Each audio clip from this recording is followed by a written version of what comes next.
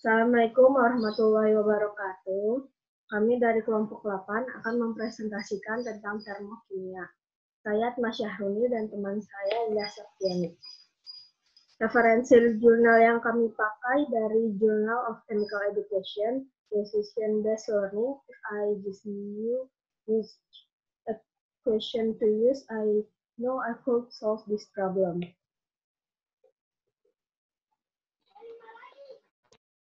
Selanjutnya, kompetensi dan indikator.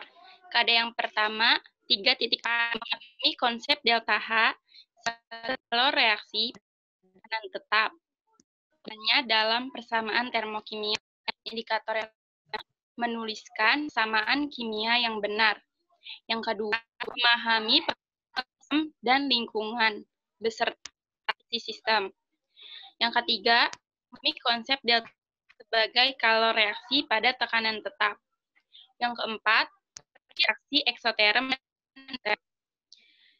KD selanjutnya, titik 5, memahami berbagai jenis entalpi, pembentukan, entalpi pembakaran, dan lain-lain, hukum Hess dan energi dan konsep energi ikatan.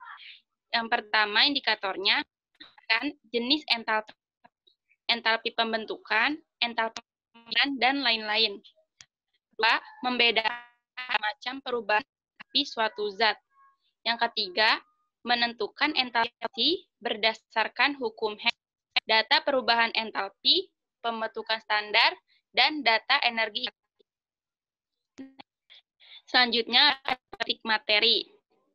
C1 virtual, 3.4.1, 3.5.1. C2 virtual, 3.4, 3.4.4, 3.5, C3 3.5.3. Selanjutnya ada konsep yang dibahas. Sistem dan lingkungan, konsep delta H, endoterm dan eksoterm, jenis-jenis entalpi reaksi, hukum Hess, dan energi. Selanjutnya saya akan menjelaskan konsep sistem dan lingkungan. Sistem adalah zat atau proses yang sedang dipelajari atau diamati perubahan energinya. Sedangkan segala sesuatu yang di luar sistem yang mengadakan pertukaran energi disebut lingkungan. Energi dalam yang disimbolkan dengan U besar adalah suatu zat atau sistem dapat berubah jika suatu zat atau sistem itu menyerap atau membebaskan kalor. Bisa dirumuskan dengan delta U besar sama dengan Q min U kecil. Keterangannya itu delta U besar merupakan perubahan energi dalam sistem kalor yang dilepaskan atau diserap sistem. Sedangkan W kecil itu kerja yang dilakukan atau diterima sistem. Kemudian ada konsep delta H. Entalpi sistem atau entalpi yang biasa disimbolkan dengan H besar adalah jumlah energi sistem dalam segala bentuk, yaitu energi dalam dan kerja. Hal ini dapat ditulis dengan H besar sama dengan U besar plus W. Perubahan entalpi atau kalor yang terjadi selama proses penerimaan atau pelepasan kalor dinyatakan dengan delta H. Besaran perubahan entalpi adalah sama dengan fungsi jumlah entalpi hasil reaksi dan jumlah entalpi pereaksi. Dapat dirumuskan dengan delta H besar sama dengan H besar pereaksi min H besar R besar. Reaksi eksoterm, kemudian ada konsep endoterm dan eksoterm. Reaksi eksoterm adalah reaksi kimia dengan sistem melepaskan kalor ke lingkungan. Pada reaksi eksoterm, entalpi sistem berkurang. Terus kemudian reaksi endoterm adalah reaksi kimia dengan sistem menyerap kalor dari lingkungan. Pada reaksi endoterm, entalpi sistem bertambah.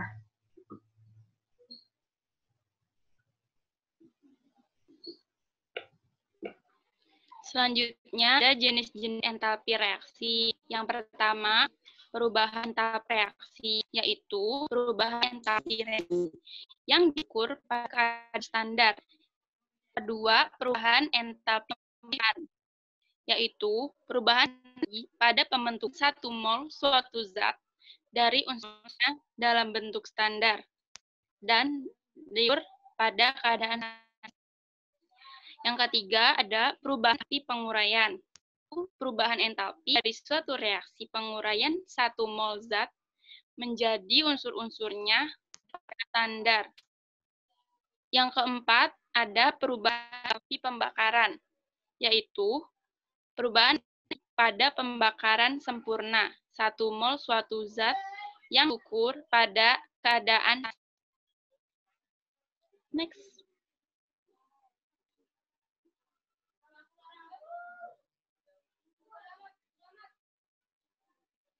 Selanjutnya ada hukum Hess. Hukum ini jumlah panas yang dibuat atau dilepaskan suatu reaksi kimia tidak tergantung oleh keadaan awal dan akhir.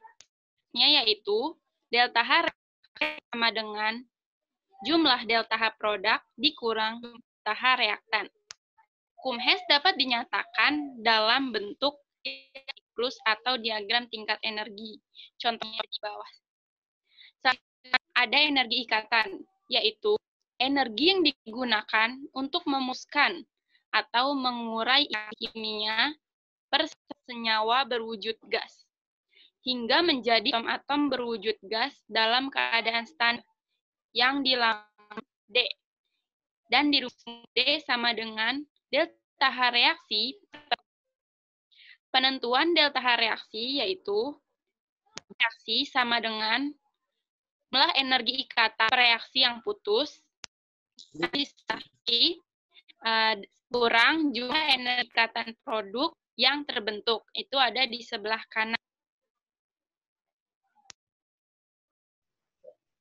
Selanjutnya, saya akan menjelaskan tentang miskonsepsi pada materi termokimia. Miskonsepsi yang pertama yaitu reaksi endotherm terjadi karena adanya kalor yang dilepas ke lingkungan, sehingga suhu lingkungan meningkat. Nah, itu salah. Konsep yang benar yaitu reaksi endotherm tidak terjadi karena adanya kalor yang dilepas ke lingkungan, tetapi reaksi kimia dengan sistem menyerap kalor dari lingkungan. Kemudian miskonsepsi yang kedua, reaksi endotherm adalah reaksi kimia dengan entalpi produk lebih kecil daripada entalpi reaktan, sehingga entalpi sistem berkurang. Konsep yang benar yaitu reaksi endotherm adalah reaksi kimia dengan entalpi produk tidak lebih kecil daripada entalpi reaktan, tetapi entalpi produk lebih besar dari entalpi reaksi.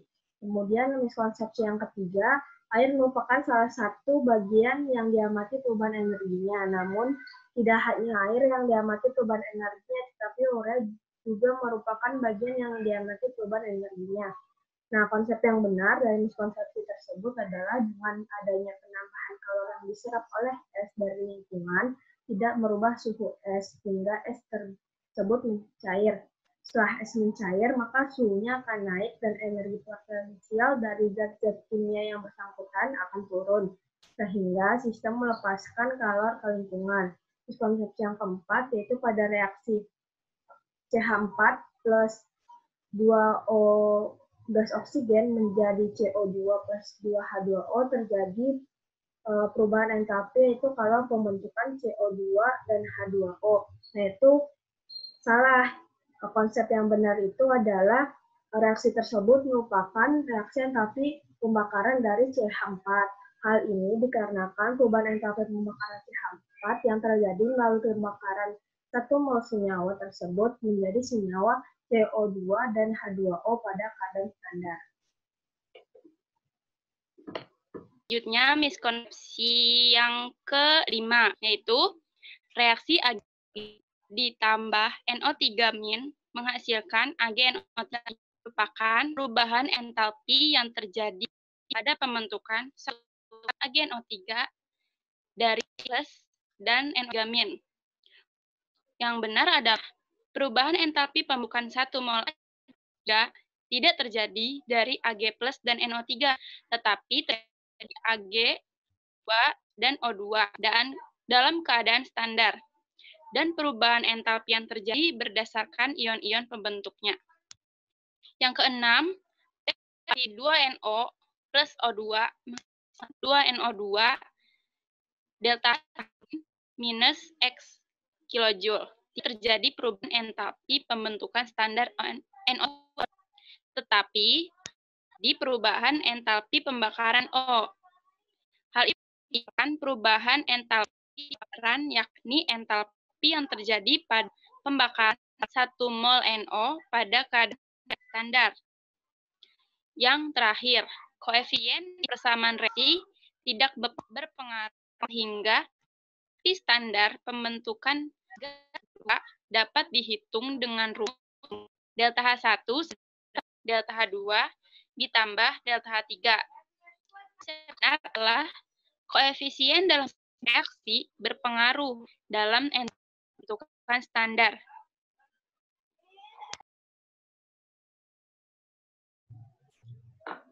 Selanjutnya saya akan menjelaskan tentang model pembelajaran. Nah, pendekatan yang dipakai itu scientific learning, modelnya decision based learning, metodenya ceramah dan diskusi.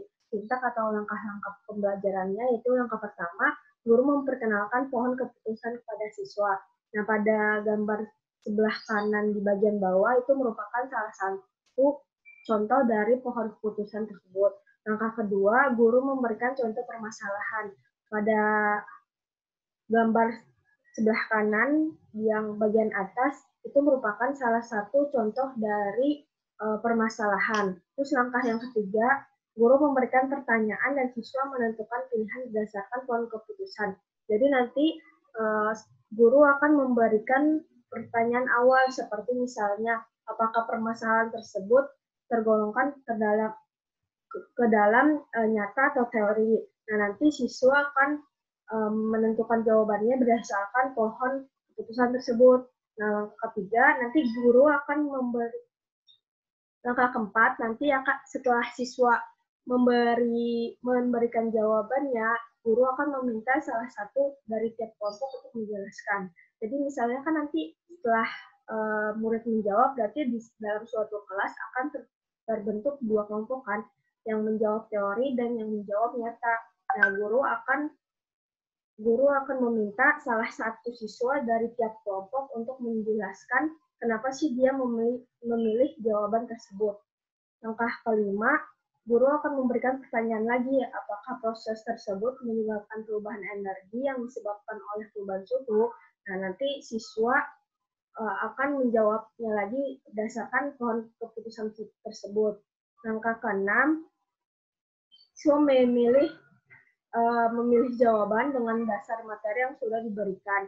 Jadi nanti siswa itu memilih jawaban berdasarkan pohon keputusan dan akan dihubungkan dengan materi yang telah didapatkan oleh guru. Langkah ketujuh, guru meminta siswa untuk menentukan persamaan yang sesuai berdasarkan pilihan mereka. Jadi kan nanti sampai akhir dari pohon keputusan itu kan siswa sudah mendapatkan jawaban masing-masing kan. Nah, nanti guru akan meminta siswa untuk menentukan persamaan tersebut berdasarkan dari jawaban masing-masing.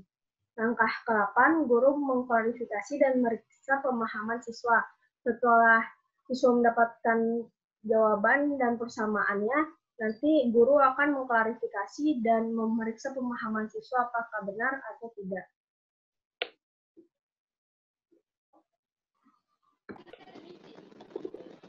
Sekian presentasi dari kami, kurang lebihnya mohon maaf.